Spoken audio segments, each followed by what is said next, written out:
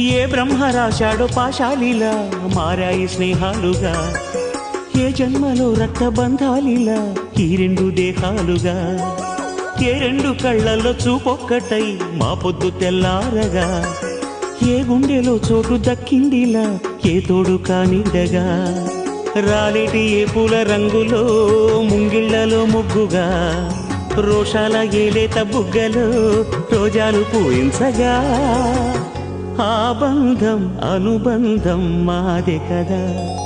చిన్ని చిన్ని ఈ పువ్వులు చూసి జాబిలి నవ్వింది, సిరి వెన్నెల జల్లింది.